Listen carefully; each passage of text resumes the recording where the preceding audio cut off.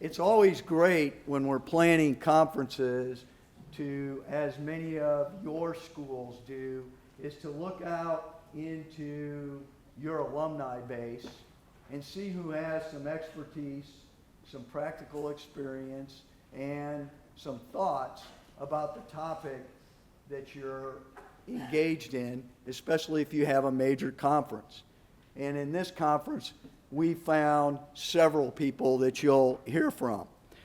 It's my great pleasure to introduce our next speaker, Kevin Black, who's a member of the class of '99. And while our timing may not be exactly perfect, you're going to hear from him because he's about to publish a book on the topic that he's going to address today called Chaos, A Leader's Guide to Mastering the Uncontrollable. Now, it's not yet published. It will be soon, but you're going to be lucky to hear from him and some of the thoughts that will be in that book. Now, according to Kevin, his leadership development career began here as a cadet. Upon graduation, he commissioned in the United States Army as an infantry officer, and was assigned as a rifle platoon leader in the unit experimenting with the medium brigade. That is one of the early versions of the striker brigades. He later worked in military intelligence and then as an assistant war planner in a division headquarters. In his 6 years of active duty, he was able to perform duties and see across the tactical, the operational, and the strategic levels of national defense. Kevin is now a leadership expert and a strategic advisor who helps organizations overcome chaos by facilitating and developing first-rate leaders to execute some flexible strategies for their organizations. He combines computer wargaming with behavioral profiling. He taught American military history, my second hoo-ah to you, at Scottsdale Community College for over 10 years. He's published in Forbes and in USA Today, and he's the host of Black Market Leadership Podcast. So, ladies and gentlemen, please welcome Mr. Kevin Black. Thank you, Colonel. Can everyone hear me? Oh, that sounds good. Well, hello, everyone. Let's say good day, guten Tag. I graduated this place nearly 25 years ago, and this is the first time I've been back since my graduation. So you're seeing the VMI that I haven't seen, so it's pretty interesting. Before I go into my topic today of behavioral adaptability, I want to give you a little background to myself. The Colonel was right. Graduated in '99, commissioned, 2nd Lieutenant Infantry, and if I didn't go infantry, I told myself I was going to enlist. I'm going to fight. This is pre-9/11, by the way. Back in those days, you could go on an Army base, and there was no guards. It was really cool. Then, this pesky terrorist attacked us. They changed everything with 9/11. 2003, the war comes. I volunteer for it, and they actually sent me. So I had that experience. And my last duty station was in Korea as an assistant war planner. I worked in a mountain in Korea that if there was a war, we'd be dead in the first 15 minutes. So that's kind of interesting. One day, I'm walking through the town of Uijeonbu, which is 20 miles from Seoul, the capital of South Korea. I'm walking. I'm thinking to myself about my career. I'm like, man, I got 4 years of VMI, 6 years active duty, 10 years in uniform. I'll volunteer for this war, and they sent me. And I had this earth-shattering revelation, and that was, I just never liked taking orders from people. Kind of tired of it. So I left. I left the Army, and I was like, what can I do? So what I do now, I'm what you call a strategic advisor. I do leadership, I do coaching, do leadership training workshops, which you're going to hear about.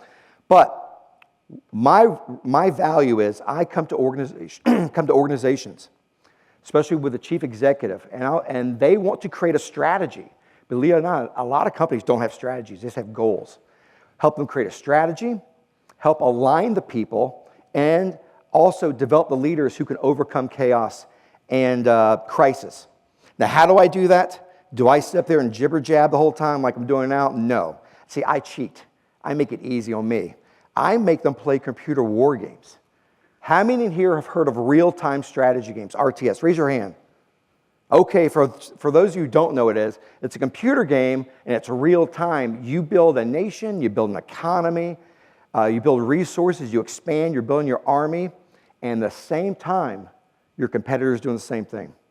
So I take these executives in, make them like a military staff. I make you the commander, you're in the other room, I don't want you even seeing the game. You guys are planners, you do intelligence, what's happening in the game, you got to draw the map. And only a couple of people play the computer game. And this way, this is how they learn to overcome crisis. This is how they see themselves in action, how to strategize under pressure. And the first time I did this with a big client, I have permission to tell you, we had a chief marketing officer come from England, 2 days on the job. Guy's making $350 a year. He punches the founder in the face. The stress got to him. So that's kind of my experience. I put people in this self-induced crisis. But prior to that, though, I behaviorally profile these candidates, these participants. Now, what does that mean? I use some of the top scientific tools to identify behaviors. And I'll explain what that means. That means I know who this person is by the age of 6 years old. I know how they're role-playing. You come to me for a job, you do this tool, This guy thinks he's going to be a CFO because he likes numbers. This guy hates numbers. Don't hire him. I know their stress levels. I know what's happening in their environment to stress them out, which, by the way, what happens? Creates crisis, creates chaos, contributes to it. So that's what I do. I work literally in the world of crisis and chaos. So my question to you is, and by the way, I'm going to engage you guys. I'm going to ask a lot of questions of you. I got some videos. I'm going to jibber jab some. I'm going to show you some behavioral traits, but we're going to watch some clips from movies, and we're going to dissect them together. I'm going to put you in my shoes. My question to you is, what is the primary driver for crisis? What's the one thing that makes a crisis happen? Anybody? Yes, sir. Communication. Okay, communication, sure. Okay, that's one. Something else. The unknown, sure. Give me one more. Yes, ma'am. Fear, okay. I think you're all right. The larger answer is you, humans. Now, I don't mean like, I'm not using these political terms like, man-made crisis. Think about this. You remember that thing called COVID? That little virus out there, that nasty little nuisance? Did COVID shut down our schools and do irreparable harm to our youth? Did COVID arrest people for being on the beach? Did COVID arrest small business owners for trying to open a gymnasium and run their pizzeria? No. That was the reaction to COVID. COVID is a crisis, but it's the reaction to COVID, to that crisis, which always seems to be, it's always worse than the crisis itself. And the question is, why is that? Human complexity. I know, obviously, humans are complex. But let's take the term for a second, personality. I have a slide up there of a cake, and it has different layers. I want to ask you this. What would be a layer of a human personality? Give me an example of a layer. What do you think? Who said that? What people see? Like your perception? Okay, yes, sir. I'm sorry? The culture, that's an environmental factor. Yeah, what else? Thank you. This is what you're going to take away today. Why is the response words? Human complexity. But what about human complexity that we're going to talk about? Behaviors. And I'm going to show you a roadmap. There we go. Why does complexity happen? Because too many people eat cake. Look at these layers here. Perception, culture, environmental. What else? Yes, sir. Ego, sir. Ego, okay. What about the person, though? What about a person? What about your life experience? Yes, ma'am. Traumatic events that happen. Sure, dramatic events. Life experience. You think work experience will actually affect how you react to chaos? You're going into the military, the home of rules, order, and process. When you go to the civilian world, if you ever go to the civilian world, a lot of people don't have that. They don't know that. They, sometimes just by the hip. Sometimes they work on the process which they're used to. So all these factors can actually really affect how a person reacts to chaos. Does religion or philosophy play a role in personality? Worldview? The people you work with, are they your tools to use as you want? Or are you a shepherd to help these people who don't know what they're doing? Or are you working with individuals like you who have fear and ambitions, who want to have a good life? That worldview affects how you make decisions. And there's one word we have not used yet. It starts with a P and ends with psychology. Why we make decisions. So here's the good news. Just looking at that, all work experience, life experience, values, personal values, your religion, your belief system, your psychology. This is what makes things complicated. Here's the bad news. You could control that in your own lives. You are not going to be able to control it in others. When you work and you get into the workforce, you're going to be working with lieutenants, captains, colonels, whomever. You might think you can influence them. You might. Chances are you won't. This is so deeply held that it's almost impregnable. People change if they want to change. They adapt how they're going to. You can help to influence them. Doesn't mean they're going to do it. But there is some good news about this idea of complexity. There is one element of complexity, of human complexity, of this cake that really sticks out. What about that cake? If I take that slice and put it back in the cake, what really sticks out? What do you see? Yes, sir, the icing. And guess what behaviors are? It's the icing. Behaviors, you don't need to write this down. I'll tell you what you need to write. I used to teach, so I'm like, don't worry about this, write this down. Behaviors technically are your emotional response to your environment, okay? In my language, behaviors are their manner of action, the manner of action. Behaviors, if properly done, can be scientifically and objectively measured. Back in the 70s, we had these guys called organizational psychologists, PhDs. You bring them in, they would run these batteries of tests on people to say, this is who you got, this is the best kind of environment. Well, that's expensive. That takes a lot of time. But since the 70s, companies now, and even I think the Air Force uses some of these tools. There are some tools out there that for a couple of $100, you can have exactitude, certainty about who a person is and how they're going to act. It gives me, as an advisor, I'm able to anticipate how someone is going to act under pressure. You have too much structure, I know how he's going to act. You have no structure, I know what she's going to do. That kind of information is valuable because it puts the right person in the right role. Your natural talents come out. That is what behaviors are. Behaviors are your manner of action. Some of you here, actually, I'm going to ask, how many of you here like rules, are comfortable following rules? Okay, my hand's way down. No. How many of you people like to talk? You go around a party, have no problem shaking hands. Hey, how you doing? How you doing? Who does that? Raise your hands. How many of you like to sit back, not be so exposed, sit back with a couple of friends and have a good time? There you go. How many of you have to be in charge? I say, we got a mission here. You're like, me. Yeah, okay. What I'm going to do today is I'm going to walk you through some of these traits, and we're going to see these traits in these videos, and we're going to dissect what's out there. But before we start this, okay, I learned this in the Army. I have no clue what the other services have learned. How many of you know what mission versus people, I call them the two pillars. How many of you have heard this in here? Really the two pillars of leadership. Some, yeah? Can I see your hands? Okay. Mission versus people. What you're going to find is leaders, there are real two fundamental orientations. Fundamental. I mean, they are very different. Mission-oriented leaders are those people who are focused on the goal. That is their primary focus, their priority. And when I say goal, it could be the big picture, it could be the smaller task, or it could be both. Mission-oriented leaders, you give them an assignment and they will do that assignment to the day, to perfection, but you look behind them and you have all the bodies of their teammates behind them.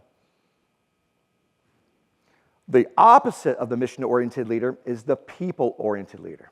These are the people who are focused mostly on the means of action.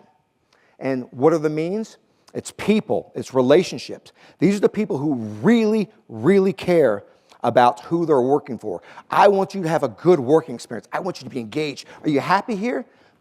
That's an example of a people-oriented leader.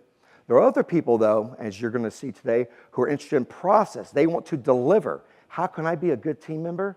By making the proper planning and preparation. That's how I serve. Those two pillars are fundamentally different. Fundamentally. And each one of you in here has a behavioral profile that leans one way or the other. In my experience, there is no balance. There is no natural balance. It's always a seesaw, one or the other. Now, to show you how powerful this is, I'm going to ask you, we're going to do a 2-minute little exercise. Take out your pen, please. Take out your pen. Get your notebook. Open your notebook. Now, put your pen in your non-dominant hand. And I want you to write this. I am very excited. I am very excited. Write that with your non-dominant hand.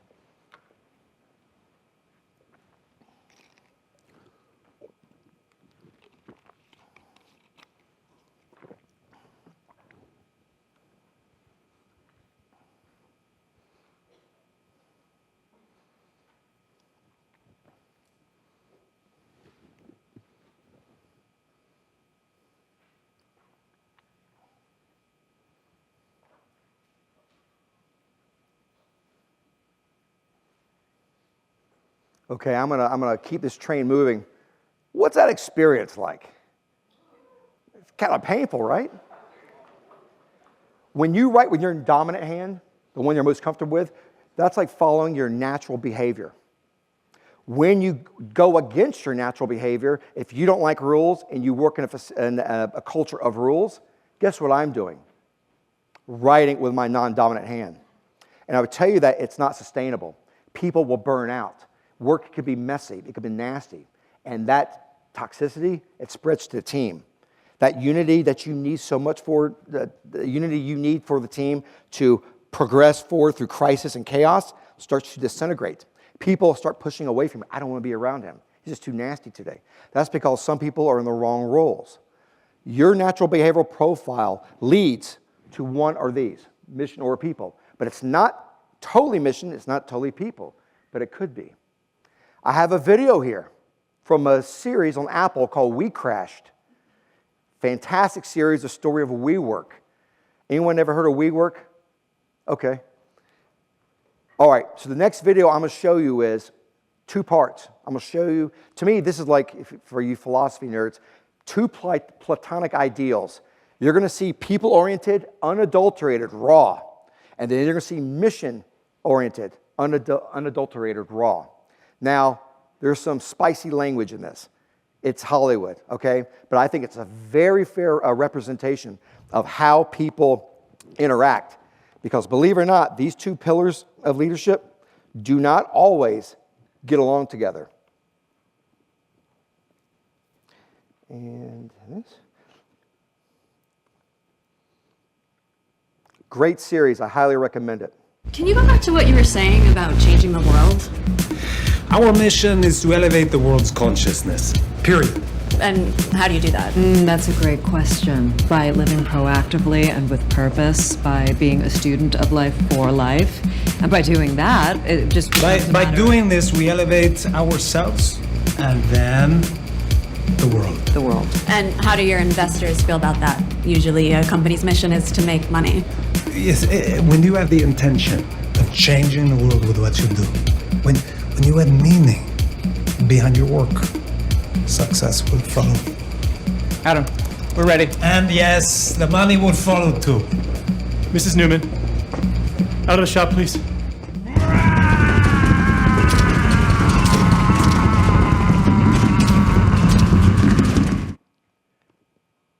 Was that people or mission-oriented leader? Huh? Mission. What, did you watch the same video? Did you see? He's all about people. People-oriented leaders talk big, fluffy ideas. We're going to change the world. Oh, this work's going to be fun. How does the money come? It'll just come. That's a raw version of a people-oriented leader. They want people to be involved. Wouldn't you want to work with someone like that kind of energy? That's what a people-oriented leader is. Again, but that's a very, very raw version of that. You want to see that again? To see what I'm talking about?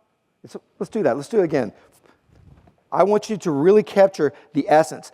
Big, fluffy language, the energy, the excitement.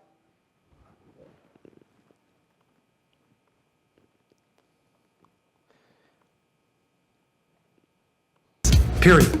And how do you do that? That's a great question. By living proactively and with purpose, by being a student of life for life.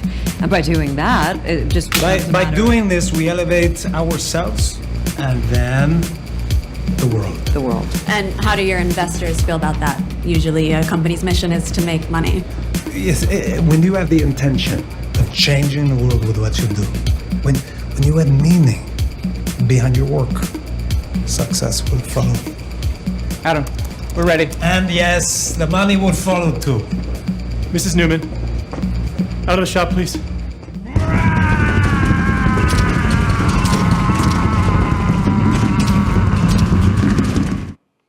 So Adam Newman, the real character in this movie, that's what Jerry Leto, Adam Newman creates a $47 billion company, and basically in the span of a week, it goes plummeting. Why? There's a lot of reasons why. You got to watch the show. But now, I'm going to show you the chief operating officer, the second in command, who's now going to take over.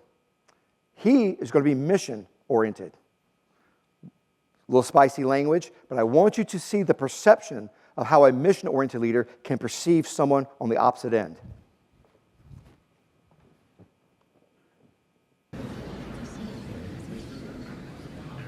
Adam Newman.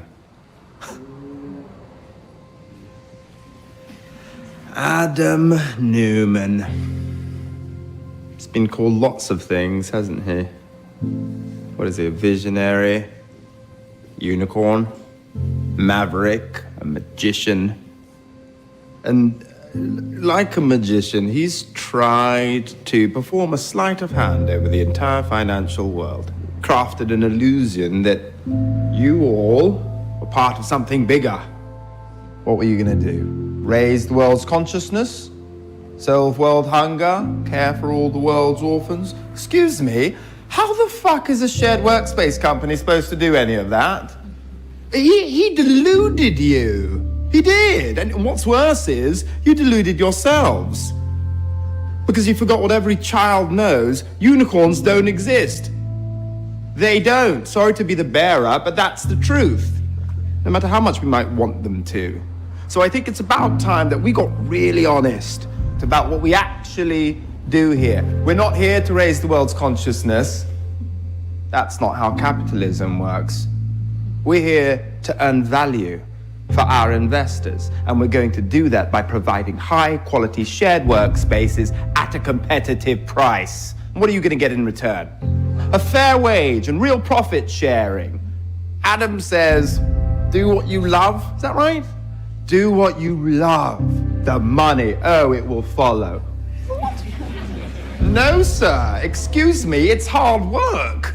That's the truth of it, isn't it? It's hard fucking work. Work sucks, and that's what you've got to do. That, along with a little bit of luck, and then you'll make the moolah. So, I want to know who's with me.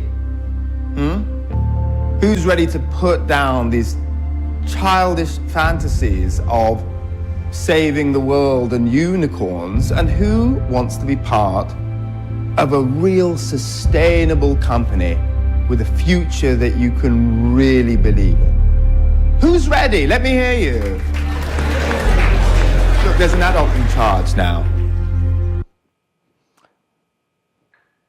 So, did you notice any difference in those styles? A little bit of a difference? Would you want to work for the mission-oriented leader right there? Yeah? Would you want to work for the people-oriented person? Which one seems more exciting?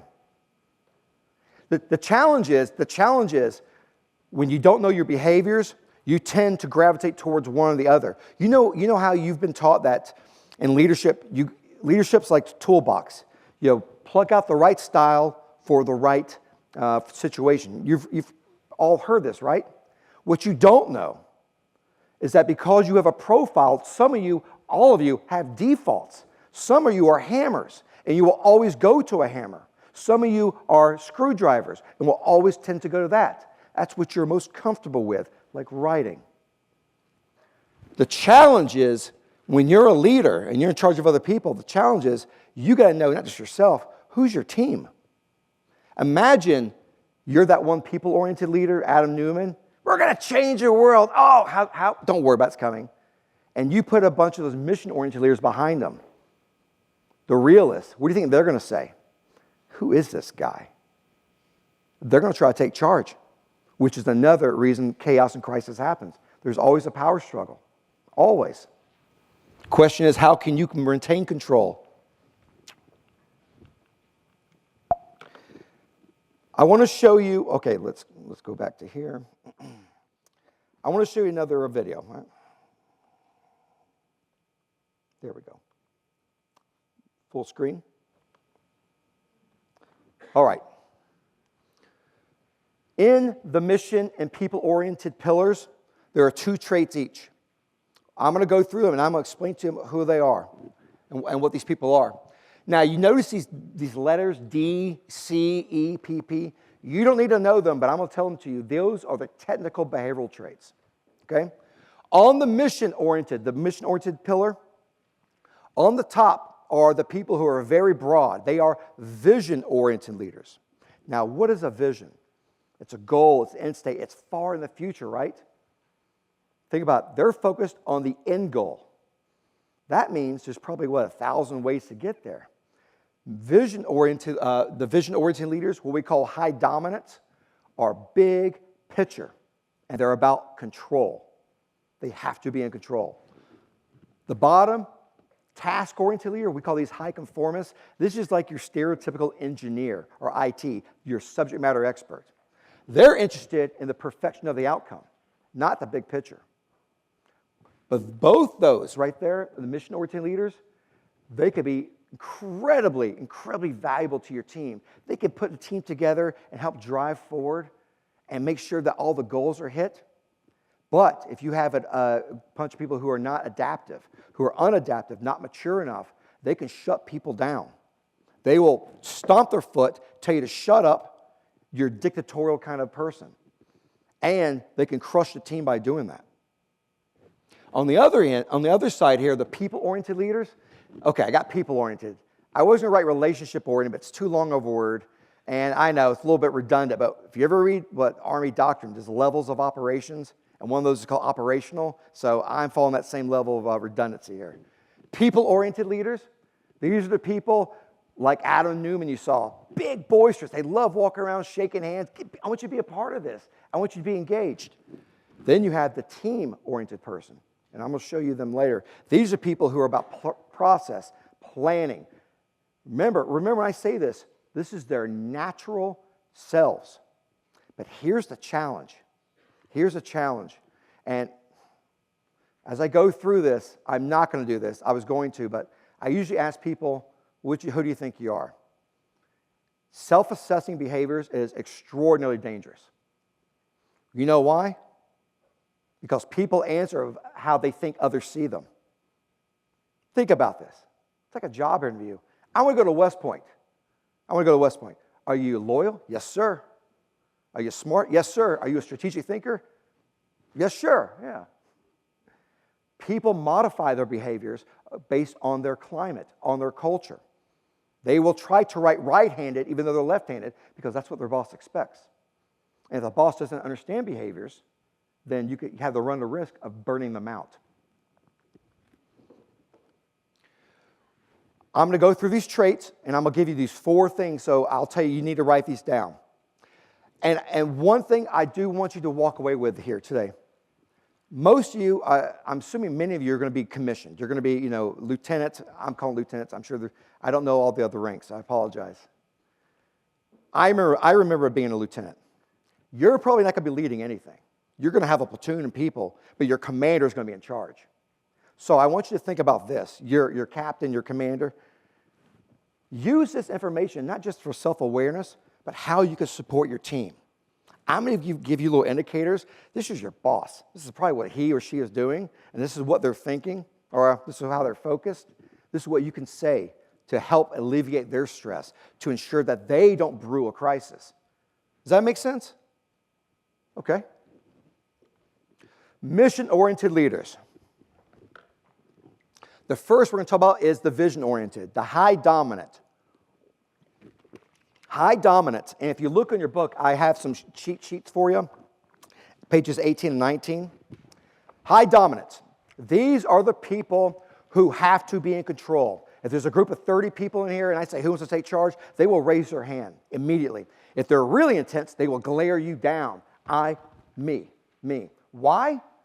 Because without the feeling of being in control, they feel lost. So really, if the team is going the way they don't want to, they will be stressed. They will white knuckle it. And in fact, tomorrow when you do when you do the case study and you're working your teams, there are going to be some people who are going to step up and start talking and start dominating the group. I wonder what behavior that could be. They are execution focused, high dominance. They are focused on winning.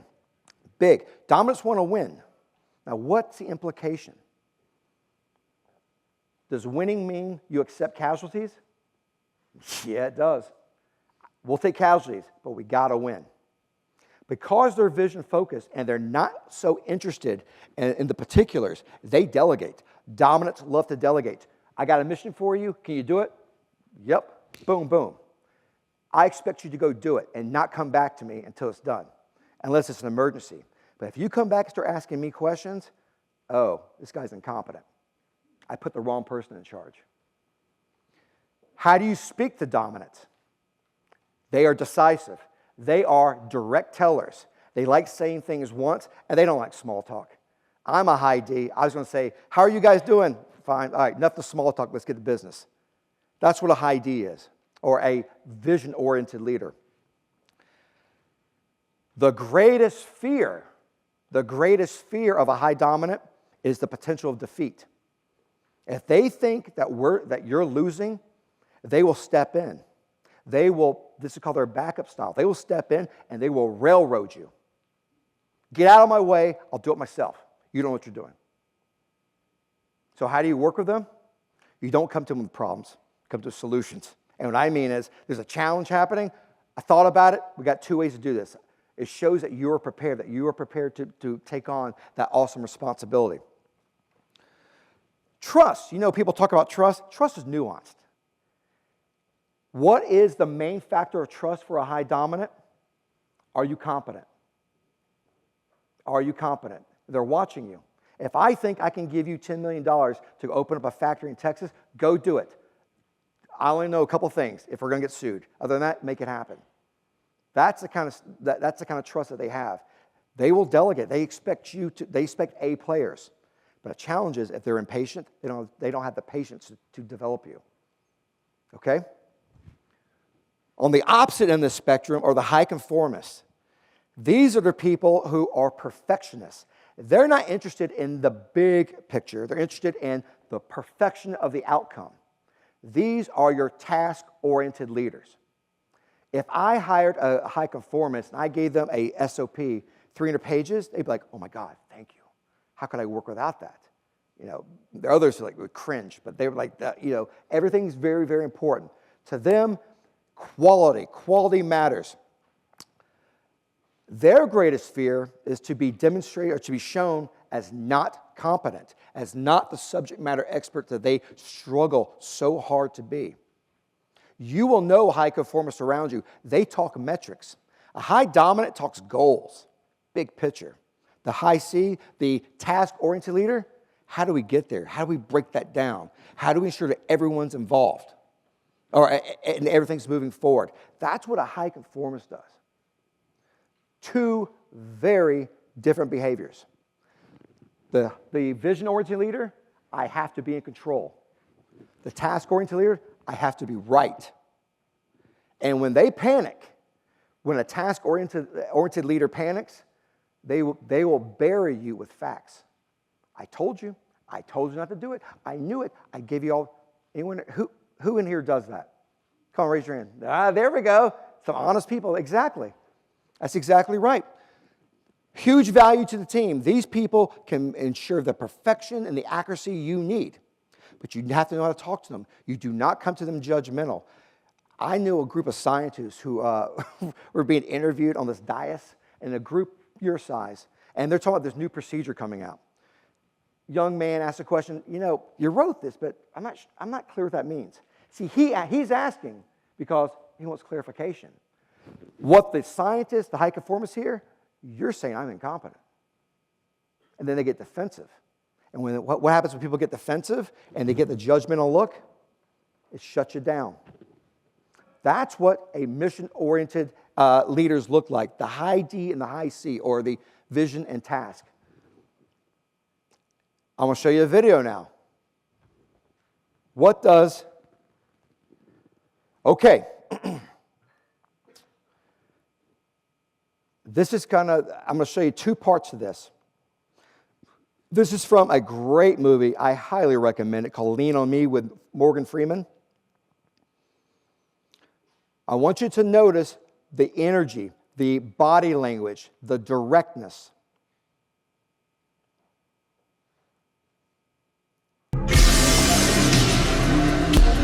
And by the way, I just totally jumped ahead. By the way, this is the principal, Joe Clark. He has been assigned to go into the school and fix the school. If he can't fix it in a matter of months, the state's going to take it away, and the school board's panicking. So they bring this man in to basically straighten everything out.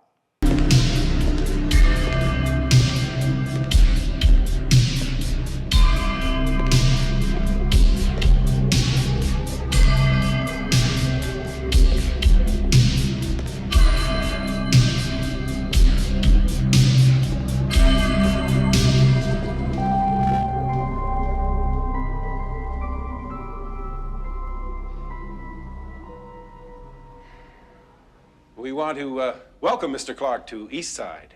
We've heard so much about you and tell you what we have done in anticipation of your arrival. Ms. Levias, your other vice principal, and I have appointed an executive committee to oversee certain areas where we have noted a need for improvement. Mr. Zarella, for example... You may sit down, Mr. O'Malley.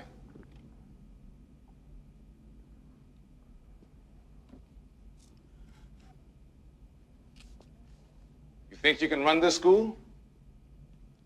If you could, then I wouldn't be here, would I? No one talks in my meetings. No one! You take out your pencils and write. You guys get the drift of this? That's a very intense vision-oriented leader. They're not always that intense at all. But that's a great example of what it looks like.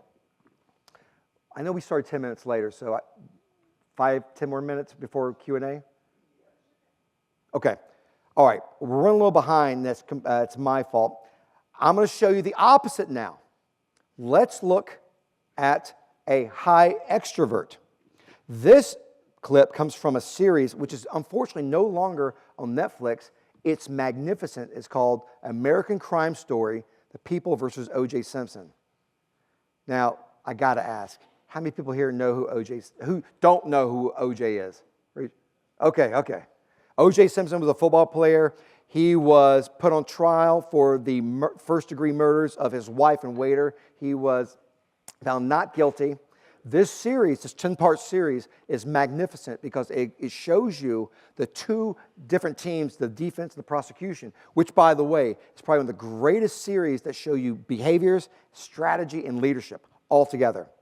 You're going to see a clip now of O.J. Simpson. O.J. Simpson is a high extrovert. He is a people-oriented leader. That's it. The person talking to him is his lawyer, Johnny Cochran. Johnny Cochran has two different behaviors because it's a combination. This is complicated. I'm going to ask you, what's the predominant behavior? And I'd like to see someone guess a second. What you're going to see now is Johnny Cochran is talking to O.J., and OJ's down in his spirits, and Cochran's in there to make sure that OJ can get up, get motivated, and be a part of the team again. Again, fantastic series. Highly recommend it. You are a mess. You can't walk into that courtroom like this. Everyone's going to be watching. Everybody thinks I'm guilty. So change their minds. Have you forgotten who you are? These walls around you don't change that. You know what you mean to people?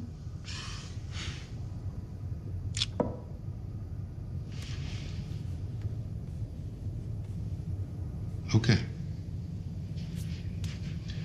Well, then let me tell you what you were once to me. 1978. I just left private practice, going back to the LADA. Gonna be the first black assistant attorney in office. Gonna change things from the inside. Shit. That wasn't happening. Same old shit, same rigged system. Feeling powerless for the first time in my life. And then, my first marriage blows up in my face. My children won't talk to me. I'm a failure at work. I'm a failure at home. I was down, brother. I was way down. Sunday sitting on my bed. Surrounded by dead-end paperwork and divorce lawyer bills. Drinking beer. All right, maybe a little bit too much beer. Feeling sorry for myself. Watching a football game all alone. Crappy TV. 49ers versus the Falcons. What I saw you do on that field that day, somehow as I was watching, it became as if you were running for me. Driving up that field, crowded with adversity and obstacles, getting knocked on your ass and then popping right back up again. See, that's what I want to do out there in them streets. Back home with my troubles there, but couldn't. But you willed what you needed to do into being with nothing but grace. I scored a touchdown that day. You did. And when they cut away to the commercial, there you were again. Leaping through the airport for Hertz. Breaking another barrier with charisma, humor, intelligence. A black man as the public face for one of the world's biggest corporations. We lost that game. I don't remember that. I remember everything else about that game, but not that, because it had nothing to do with what touched me. And when the game was over, I got the hell up off that bed and jogged the 6 blocks back to my office and got right back to work, and haven't stopped and wallowed in self-pity since that day. You did that for me. Just like you've done for so many others, because you are O.J. Simpson. You are O.J. Simpson, and you are an inspiration. I am. You are. An inspiration. Inspiration. That's who you are. You're. What's he doing there? Speak up. What's he doing? No, he's not. He is motivating, but why? What's the purpose? He wants them to win. But what's his dominant characteristic? That guy is a high extrovert. He is a people-oriented leader who has a vision-oriented behind him. There are people out there who are all people, extroverted. And they'll talk, big flowery language like we saw in the Adam Newman. But this guy has the dominance behind him. He's goal-oriented. He's not there just commiserating. Oh, you're such a good guy. He's got a purpose. He's saying, you got to get back on the team now. But notice the language, the body language, the hands, the great, just the very, getting him on part of this team, making him feel good. I want you here. You're such a great person. That's what a high extrovert does. I know it's a 15-minute Q&A. Here's the deal. I'm going to show you one more video, and I'm going to ask you this. I'm going to be here all the time, so if you got questions, I'm going to show you now. I'm going to ruin this one. I was going to ask you what it is, but I'm going to show you now a high pace. We call this the team-oriented leader. The team-oriented, if you see on page 18.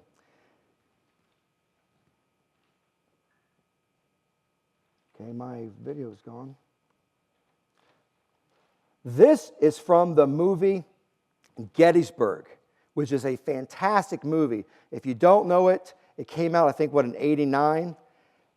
Gettysburg is was the greatest battle on the Western Hemisphere. What you're seeing now is when General Robert E. Lee meets Stuart. Stuart is his cavalry commander. The Battle of Gettysburg is 3 days. The second day, the cavalry commander decides to show up, meaning Lee's army was blind. He had no clue who he was fighting. And by the way, not the second day, at the end of the second day. I want you to watch this. Lee is a team-oriented leader. And I'm going to ask you, why do I say that? Notice the difference between him and Cochrane in terms of the flowery language. Great movie, highly recommend it if you haven't seen it. What day is it now, Major? It's long after midnight, sir. It's already Friday. Friday, July the 3rd? Yes, sir. And tomorrow is the 4th of July. Sir?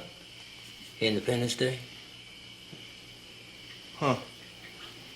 I'd quite forgotten. Good Lord has a sense of humor. I'm very sorry to keep you up so late. It is my pleasure. We should have a larger staff. I'd be offended, sir. I can do the work. Very well. General Stewart is waiting to see you, sir. Shall I bring him in? Of course. Major? Yes, sir. General Stewart and I must not be disturbed. Very well, sir. Thank you. General Lee will see you now, sir.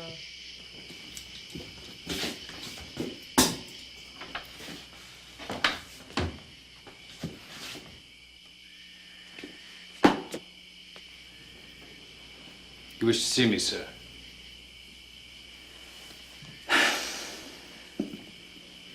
It is the opinion of some excellent officers that you have let us all down. General Lee, sir, if you'll please tell me who these gentlemen are. There will be none of that. There is no time. Sir, I only ask that I be allowed to defend my... There is no time. General Stewart, your mission was to free this army from the enemy cavalry and to report any movement by the enemy's main body. That mission was not fulfilled. You left here with no word of your movement or movement of the enemy for several days. Meanwhile, we were engaged here, drawn into battle without adequate knowledge of the enemy's strength or position, without knowledge of the ground. So it is only by God's grace that we did not meet disaster here. General Lee, there were reasons. Perhaps you misunderstood my orders? Perhaps I did not make myself clear. Well, sir, this must be made very clear. You, sir, with your cavalry, are the eyes of this army. Without your cavalry, we are made blind. That has already happened once. It must never, never happen again.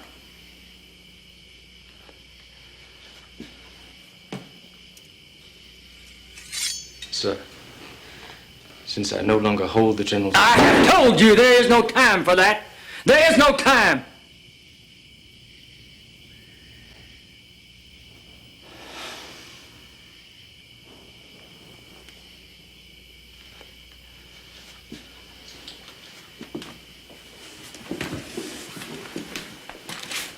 There's another fight coming tomorrow, and we need you.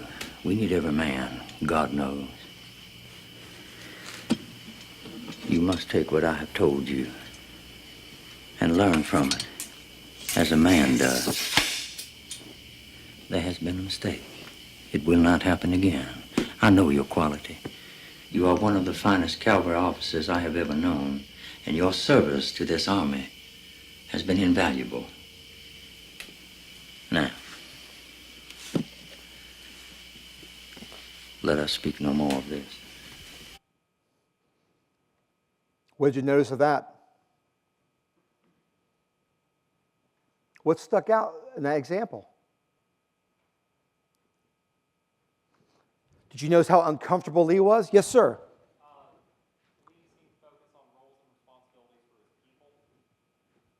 He's not cheating. I didn't give him a secret code for the answers here. You're absolutely right. Pace, procedure, process. He didn't fulfill his role. That's exactly right. Do you see how uncomfortable he was? People who are team-oriented, who are high-paced, are about harmony. They want to make sure things are done the right time. They're done right the first time around. So how do you work with someone who is high-paced? You make sure that you collaborate. You provide processes. You talk in terms of schedules, routines.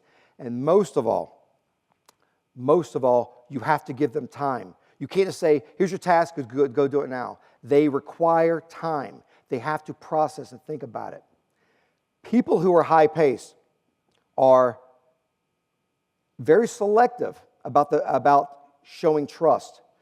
If you're a high extrovert, when you meet a high extrovert, they give out trust like it's a business card. I meet you, hey, you haven't done anything bad, I trust you, sure. And that's very true. People who are high-paced, you got to prove it to them. They'll work with you, and how do you get their trust? By supporting the team, by doing all those things which enable success. The people-oriented person, how do you know who they are? These are people who walk around the party shaking hands. They tell jokes. In fact, the people-oriented behaviors oftentimes give TMI, too much information. You know who these people are. Anyone in here do that? Yes. You get excited sometimes. You let things slip out because you're comfortable. You want people to be involved, to be happy around you, to be content. You want people engaged. You want them to trust you. That's what a high extrovert leader does. The challenge with a high extrovert leader is that if they delay execution, you'll have the mission-oriented leaders try to challenge them. They'll say, why is this guy just talking? He's always talking. Oh, he's a cheerleader. It's all this fluffy language. We need success. What are we doing? That is a challenge if you're just a high extrovert, a high people-oriented leader. And I would tell you, there's a chief executive officer of a $200 million company who is always in crisis. They bring on the COO to bring structure, to bring formality, to make things go the way it should. His team, the people in the company are not happy about it. What do? They circumvent a second in command, go back to the CEO. I got this great idea, this great project. Can we do it? Of course. Oh, yeah, let's do it. It'll be exciting. And he recreates the crisis. Is this resonating? Does this sound familiar to people you know? Trust. How do you get the trust of a people-oriented behavior? Relationships. If you work with someone who's highly extroverted, you have to pat them on the back. You have to say, I really appreciate the work you're doing. If you work with a team-oriented person, the high patience, again, great job, and I will do what I can to support you. How long do we have? Okay, I got all these eyes staring at me. I know we got time. I think we got 5 more minutes. We started a little bit late. So, you guys want to ask questions now, or you want me to show you one more video? Video? Okay. Oh, you don't want to hear me jibber jab? What?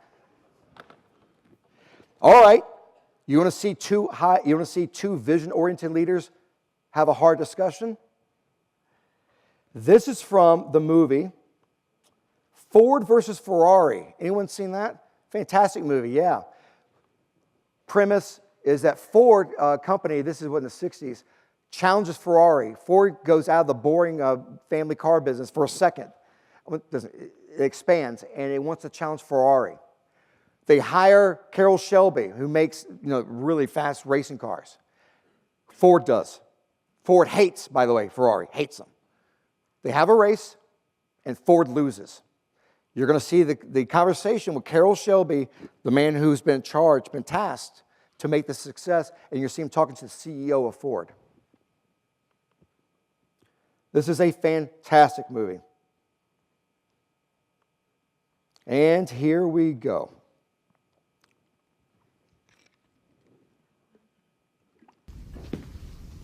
Give me one reason why I don't fire everyone associated with this abomination, starting with you.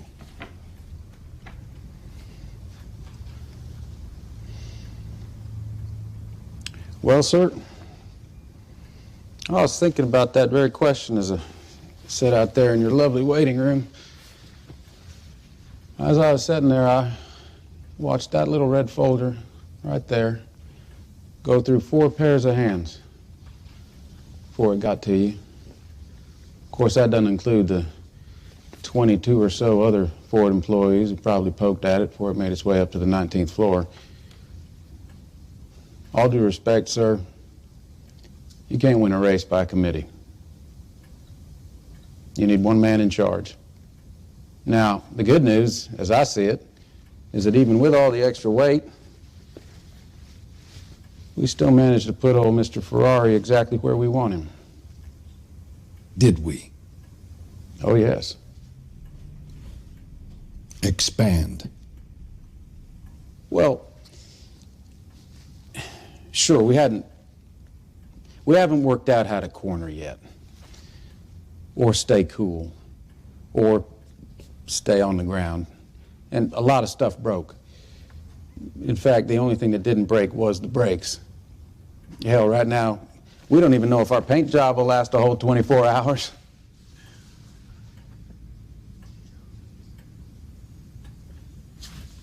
But our last lap, we clocked 218 miles an hour down the Mulsanne Straight. Now, in all his years of racing, old Enzo ain't never seen anything move that fast. And now he knows, without a doubt, we're faster than he is.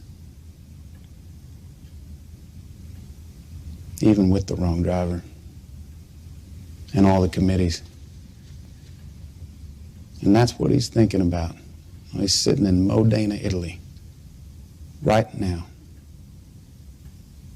That man is scared to death that this year you actually might be smart enough to start trusting me. So yeah, I'd say you got Ferrari exactly where you want him. You're welcome.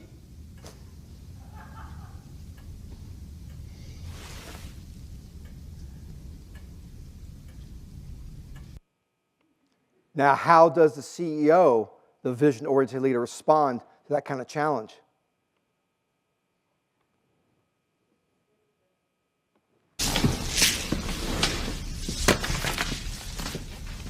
Come here.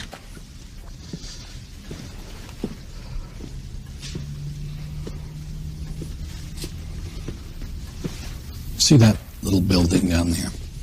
In World War II, 3 out of 5 U.S. bombers rolled off that line. You think Roosevelt beat Hitler? Think again. This isn't the first time Ford Motors has gone to war in Europe. We know how to do more than push paper. And there is one man running this company. You report to him. You understand me? Yes, sir. Go ahead, Carol. Go to war. What did that CEO just do? He's about control. He said, short circuit the process. I don't care when. This happens every day. This is why you have to know yourself, okay? Once you know yourself and your teammates, you will see what they do. And let me tell you this right now, what you learn in the schools, your competencies, those will affect your how you act and how you perform. But this will always be there. All of you right now could read a book on how to, let's say we all go through a course of how to write a book. We all go through it, and we're all tasked with the same mission. Write a book on sharks. Do you think all of us, even here with that same knowledge, are going to write the same way? Focus on the same things? You think that's going to happen? No. Behaviors will shape everything you do. It'll shape how you communicate, what you focus on, your level of trust, and your leadership. So keep this in mind. Don't call people narcissists. Think about What's driving them? What are they really focusing on? The process, winning, perfection, or the relationship? Okay? I'm going to be here the next 2 days. Ask me anything you want. I'll tell you what I can. And that, thank you.